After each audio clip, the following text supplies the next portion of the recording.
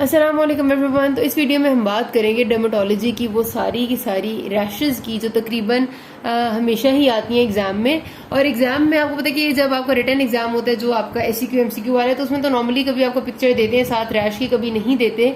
लेकिन ऑस्पी में एक स्टेशन लाजमी डर्मा का होता है और उस स्टेशन पे आपको सिर्फ एक पिक्चर ही होती है। पिक्चर से आपको मेनली आइडेंटिफाई करना होता है। कभी सिनेरियो होता है, सिनेरियो भी होता है साथ, लेकिन पिक्चर इज वेरी इंपॉर्टेंट। तो अगर आपको थोड़ी मोटी मोटी सी डिजीजेस की आती होंगी, आप साथ सिनेरियो देख लेंगे तो आपको एक सेकंड में पता चल जाएगा, क्योंकि बहुत कॉमन सी प्रॉब्लम है कि डर्मेटोलॉजी की रैशेज इतनी आसानी से समझ नहीं आती।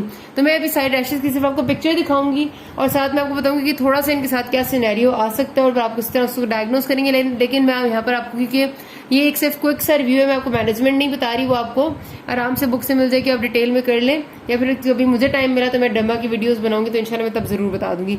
अभी हम थोड़ा सा सिर्फ ऑस्पी के पॉइंट ऑफ व्यू से कि आप जल्दी डायग्नोस कैसे कर लें रैश को, वो बात करेंगे। तो ये जो पहली आपको नजर आ रही है ये बाजुओं पे है और एक डिफ्यूज सी रेड से कलर की एरिथमेटस सी रैश है। तो हमारे पास इसके साथ जो सिनेरियो आता होता है ना, वो आता है कि patient presented with the complain of this type of rash occurring every time she uses specific type of soap, या फिर she uses वो पाँव पे हो जाएगी जब वो खास किस्म का जूता पहनेगी, या फिर वो कहेंगे कि ये रैश उसे हो जाती है जब भी उसको साथ जुकाम और खांसी होता है, या फिर जुकाम खांसी के साथ तो नहीं होता बहरहाल। तो वो कहेगी कोई, या फिर वो किसी खास एरिया में जाती है, वहां का पानी इस्तेमाल करती तो उसको इस तरह की ये वाली एरिथमेटस सी रैश हो जाती है। और इस पेशेंट को वैसे भी एलर्जिक एस्थमा है या इस पेशेंट को कोई एलर्जी है।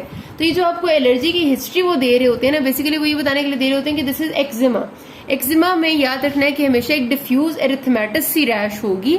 जरूरी नहीं है कि इतनी डिफ्यूज हो, ये थोड़ी ज्यादा डिफ्यूज है, कम डिफ्यूज भी हो सकती है, लेकिन डिफ्यूज एरिथमेटस ही होगी हमेशा। कभी भी उसमें स्केलिंग नहीं होगी, उसमें उन्होंने आपको कोई फिशरिंग नहीं दिखाई होगी, कुछ और नहीं दिखाई, बस डिफ्यूज रेड से कलर की कोई तस्वीर नजर आएगी और साथ कोई ना कोई ऐसी हिस्ट्री देंगे किसी कांटेक्ट के साथ कि वो कहेंगे कि ये स्पेसिफिक चीज, ये घड़ी ये पहनती है तो उसको रैश हो जाती है, वो जूते पहनती है तो उसे रैश हो जाती है, या फिर वो बताएंगे कि वो खास एरिया में जाती है या खास पानी इस्तेमाल करती है और उस बंदी को वैसे भी एलर्जी है। तो ये डेफिनेटली आपका एक्जिमा हो जाएगा। ठीक है, बहुत आसान डायग्नोसिस है एक्जिमा का, आपने इसको एक्जिमा कर देना है और दूसरी कोई बात नहीं। अब ये देखें, ये भी एक और पिक्चर दिखा देती हूँ, ये भी एक्जिमा की रैश है, डिफ्यूज उतनी नहीं है लेकिन रेड है और कुछ भी साथ नहीं, और साथ एलर्जी की हिस्ट्री। तो ये आपने याद रखनी होती है बात। ठीक है, अगले पे चलते हैं। अब ये आपको नजर आ रहा है कितना साफ सुथरा नजर आ रहा है कि एक्सटेंसर सरफेस इन्वॉल्व है और एरिथमेटस एंड स्केलिंग है, सिल्वर कलर की वो भी स्केलिंग। तो जब आपको erythematous rash with silvery scales मिल जाए तो nothing else is needed as then psoriasis. ठीक है, सोरियासिस भी कहते हैं लोग, सोराइसिस भी कहते हैं, जो आपको सही लगे आप कह लिया करें। लेकिन आप एक बात याद रखना कि जब भी सोरियासिस का उन्हें आपको बताना होगा ना, तो वो आपको रैश कभी भी सिर्फ एरिथमेटस नहीं देंगे, वो सिल्वरी व्हाइट स्केल्स देंगे। They are characteristic feature of psoriasis. यहाँ पर आपको साफ साफ नजर आ रहे हैं सिल्वरी व्हाइट स्केल्स हैं, एक्सटेंसिव सर्फेसेस इन्वॉल्व हैं। तो इसमें ना भी आप कहें कि ये वाली तस्वीर देख लें, इसमें भी आपको नजर आ रहे हैं silvery white scales along with erythema. ठीक है, आप ये तस्वीर देख लें, इसमें भी आपको नजर आ रहे हैं सिल्वरी व्हाइट स्केल्स। तो हर तस्वीर में आपको सिल्वरी व्हाइट स्केल्स मिलते हैं एंड दिस इज सोरियासिस। साथ सिनेरियो में आपको बता सकते हैं कि पेशेंट को जो है वो रिपीटेडली फ्लेयर्स आते हैं of a specific rash containing erythematous base and silvery white scales on scalp and extensive surfaces of body. Scalp पे बहुत कॉमन होता है। ठीक है, तो ये आपकी बस टिपिकल सी बात होती है, इसमें कोई मुश्किल नहीं होता। अच्छा जी, अब ये देखिए एक और वेरी वेरी कॉमन चीज, ये तो मैंने बहुत इसकी टिपिकल सी पिक्चर दिखा दी है कि दिस इज स्केबीज, क्योंकि आपको पता है कि स्केबीज एक जाहिर है माइट से, टिक से इन्फेक्शन होता है और मोस्ट कॉमनली आपके फिंगर्स के जो इंटर डिजिटल एरियाज होते हैं उसमें छोटे छोटे दाने बन जाते हैं। दाने इस तरह के छोटे छोटे से ही होते हैं और इसमें बल्कि आप अगर गौर से देखें और आप फिर माइक्रोस्कोप पे चेक करें तो आपको वो स्केबीज की जो माइट होती है वो नजर भी आ जाती है। लेकिन इसकी जो रैश होगी वो हमेशा थोड़ी थोड़ी सी रेड ही होगी, रेडिश, लेकिन दूर दूर दाने होंगे, डिफ्यूज जरा भी नहीं होंगे और ज्यादातर आपको हाथों या पाँव की तस्वीर देते हैं। वो स्केबीज के लिए तकरीबन हमेशा वो हाथों या पाँव की देते हैं, क्योंकि ये इंटर डिजिटल एरियाज को स्केबीज बहुत कॉमनली इन्वॉल्व करती है। ठीक है, तो this is your picture of scabies. और आपको बता देंगे कि एक पेशेंट प्रेजेंट किया, बच्चा था, उसके बहुत ज्यादा स्क्रैचिंग एंड इचिंग है उसके हाथों और पाँव में, क्योंकि उसको थोड़ी सी दाने निकल आए हैं और उसी तरह के दाने उसकी बहन को भी निकल आए हैं। तो ये आपकी जो जिसको बहुत इचिंग होती है और ज्यादा आपकी डिजिटल एरियाज इन्वॉल्व हो रहे हैं, this is your scabies.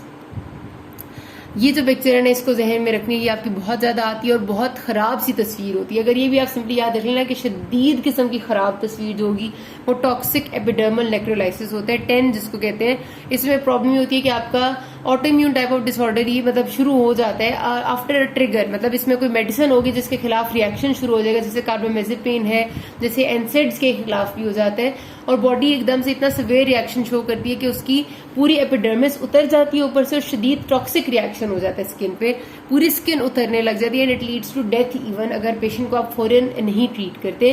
Patient को शदीद किस्म की आईसीयू सपोर्टिव केयर चाहिए होती है। तो इस तरह की बहुत खराब तस्वीर होगी। या फिर एक और दिखा देती हूँ, ये आपको जो नजर आ रही है बहुत ज्यादा स्किन से एपिडर्मिस उतरा हुआ, ये 10 होता है, ठीक है, टॉक्सिक एपिडर्मल नेक्रोलाइसिस। और इसमें ड्रग की हिस्ट्री होगी, किसी ना किसी कार्बामेज़ेपिन, एनसेड्स जो और ड्रग्स हैं उनकी हिस्ट्री जरूर होती है, उसकी वजह से ये होता है।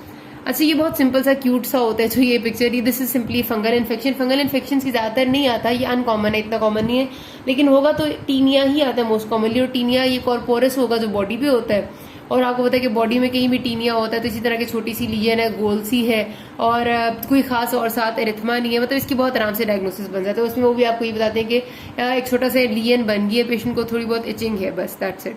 इसमें ये आपको नजर आ रहा है पिक्चर से कि दिस इज टीनिया। ये तो बहुत कैरेक्टरिस्टिक रैश और बहुत दफा आती है, हर्पीस ज़ोस्टर की एक खास डर्माटोम इन्वॉल्व है, और उसमें एक बहुत ज्यादा दर्द वाली, बहुत शदीद पेन वाली एक रैश है। इसमें हिस्ट्री में आते हैं पेशेंट को शदीद पेन है, उसे थोड़ी बहुत खारिश भी है, और एक स्पेसिफिक एरिया इन्वॉल्व है, ये हो गया। या फिर ये फेस का जब आपका स्पेसिफिक डर्माटोम इन्वॉल्व हो जाता है, ये भी हर्पीस ज़ोस्टर है।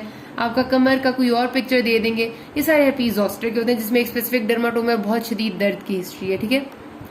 ये this is herpes simplex. Simplex आपका नॉर्मली ऑक्यूलोक्यूटेनियस इन्फेक्शन करता है, छोटे छोटे से गोले होते हैं, वेसिकल्स होते हैं जो आपके लिप्स के करीब होते हैं, जैसे आपको यहाँ पर ये भी नजर आ रहे हैं। This is simply herpes simplex. इसमें भी बिल्कुल मुश्किल नहीं होती, और वो कहते हैं कि ऐसे छोटे से दाने बन गए, वेसिकल्स है, फ्लूइड फिल्ड है, ठीक है, वो आपको बताते हैं ये। और वो इतने से एरिया में बस 4-5 ग्रुप वेसिकल्स होते हैं। दिस इज हर्पीस सिम्प्लेक्स, कोई मुश्किल बात नहीं होती, बस fluid filled vesicles which are group together 4 to 5 near the lips या नियर द नेक पे भी अक्सर होते हैं, वो हर्पीस सिम्प्लेक्स होता है। अच्छा, ये भी एक बड़ा कॉमन आता है कि patient presented you with high grade fever and severe pain in leg for the last 2 days। तो ये सिवियर पेन इन लेग जो है, this is your basically bacterial infection, cellulitis हो गया उसको, ठीक है।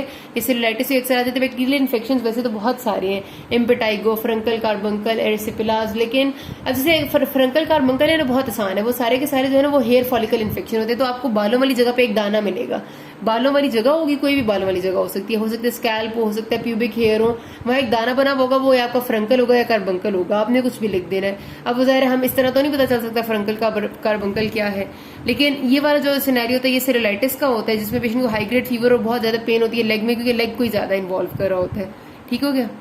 अच्छा, ओके, इसकी इमेज निकाल दूं बुलस पेम्फिगॉइड की।